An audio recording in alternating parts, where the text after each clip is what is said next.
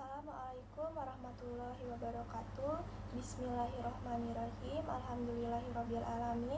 Wassalatu wassalamu ala asrafi anbiya'i wal mursalin Sayyidina wa maulana Muhammadin wa ala alihi wa sahbihi ajmain, amma ba'du. Puji dan syukur marilah kita panjatkan kehadirat Allah Subhanahu wa Ta'ala atas karunia-Nya kita bisa sama-sama berkumpul serta kita bisa bersilaturahmi secara online dalam keadaan aman fi amanillah serta dalam keadaan sehat walafiat. Mudah-mudahan setiap gerak langkah kita membuahkan pahala bagi kita semua, bisa menjadi penghapus dosa dan pengangkat derajat di hadapan Allah Subhanahu wa Ta'ala. Tak lupa semoga salawat serta salam senantiasa tercurah kepada junjungan kita Nabi Muhammad SAW, kepada keluarganya, sahabatnya, kepada kita semua, serta kepada seluruh umatnya hingga akhir zaman yang menjadikannya sebagai uswatun hasanah, suri tauladan yang baik. Pada kesempatan kali ini saya ingin menyampaikan ceramah tentang akhlak wanita muslimah dan muslimah yang dirindukan surga. Meskipun pengetahuan saya hanya sedikit, tetapi semoga dapat membuat hadirin memahami dan memaknainya. Rasulullah SAW bersabda dalam hadis riwayat Muslim dari Abdullah ibnu Umar berkata, dunia adalah perhiasan dan sebaik-baiknya perhiasan dunia adalah wanita solehah. Dalam hal ini bukan diartikan bahwa wanita harus menggunakan make up maupun menggunakan perhiasan yang mewah. Perhiasan yang dimaksud adalah yang akan menjembatani wanita tersebut untuk masuk surga dengan akhlaknya yang mulia. Di sini saya akan menyebutkan dan menjelaskan akhlak wanita muslimah yang dirindukan oleh surga.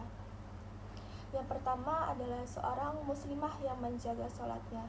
Dalam hal ini sudah jelas sholat merupakan kewajiban yang harus dilakukan oleh seluruh umat Islam. Jadi seorang muslimah yang menjaga sholatnya merupakan seorang muslimah yang dirindukan oleh surga. Selanjutnya seorang muslimah yang menjalankan puasa Ramadan. Puasa Ramadan wajib hukumnya bagi pria maupun wanita. Walaupun terkadang bagi wanita ada yang tidak sempurna puasa Ramadannya, namun Allah Subhanahu wa Ta'ala masih memberi kesempatan untuk membayar hutang puasa tersebut. Selanjutnya seorang muslimah yang menghindari zina.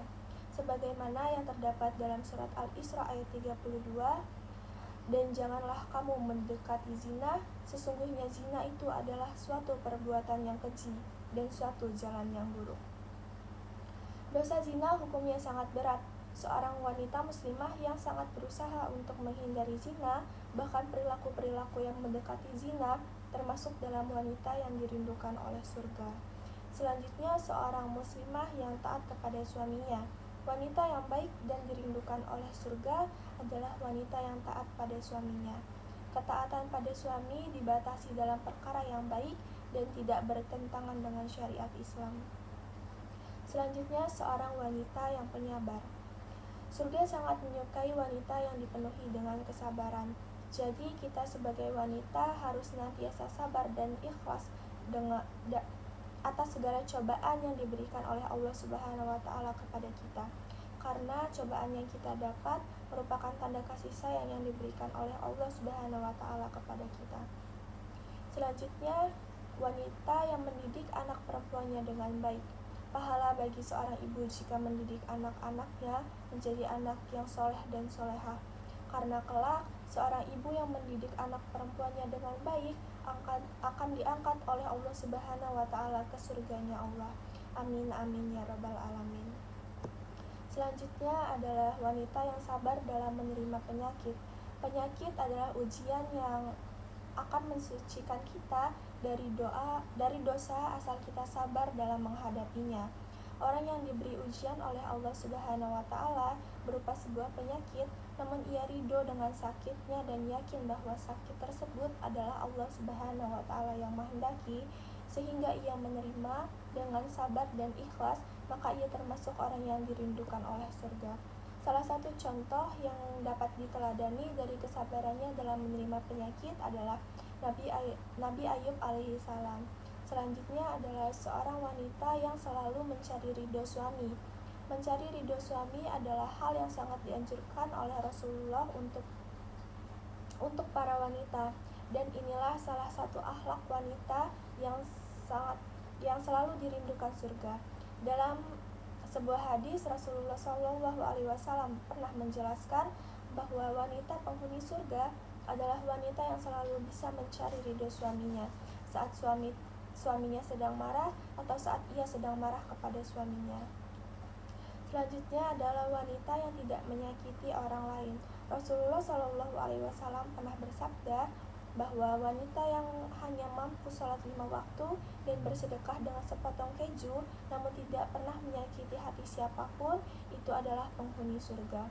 Tidak demikian dengan wanita yang rajin beribadah siang dan malam, namun sering menyakiti tetangganya dengan lisan, maka wanita yang seperti ini adalah wanita penghuni neraka. Selanjutnya, wanita yang menyayangi binatang. Binatang juga merupakan makhluk ciptaan Allah.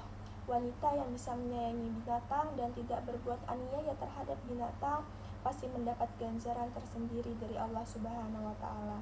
Selanjutnya, wanita yang amar ma'ruf nahi munkar. Dalam surat At-Taubah ayat 71, Allah menjelaskan bahwa siapa saja yang menjadi penolong bagi orang lain dengan menyuruhnya mengerjakan hal yang ma'ruf serta mencegah yang munkar, baik laki-laki maupun wanita, mereka akan diberi rahmat oleh Allah Subhanahu wa Ta'ala. Selanjutnya, wanita yang melahirkan keturunan. Wanita yang melahirkan keturunan dan bisa mendidik anak-anaknya hingga menjadi anak-anak yang soleh dan solehah akan diberi kedudukan istimewa di dalam Islam. Begitulah penjelasan Rasulullah SAW.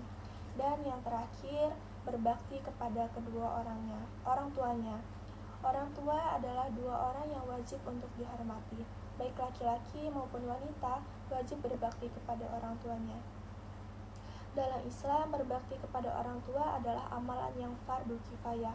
Wanita yang berhasil berbuat baik dan berbakti kepada orang tua tentulah menjadi wanita penghuni surga yang diridhoi oleh Allah Subhanahu wa Ta'ala.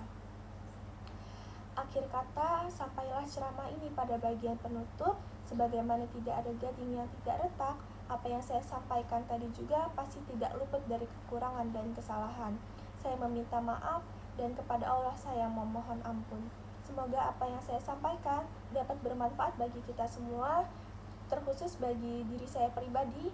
Wassallallahu ala Muhammad wa ala alihi washabihi wasallim. Wa akhiru dawana anilhamdulillahirabbil alamin. Semoga salawat dan salam tercurah kepada Nabi Muhammad beserta keluarga dan sahabatnya. Dan sekian penutup dari ceramah ini. Segala puji bagi Allah Tuhan semesta alam. Wassalamualaikum warahmatullahi wabarakatuh.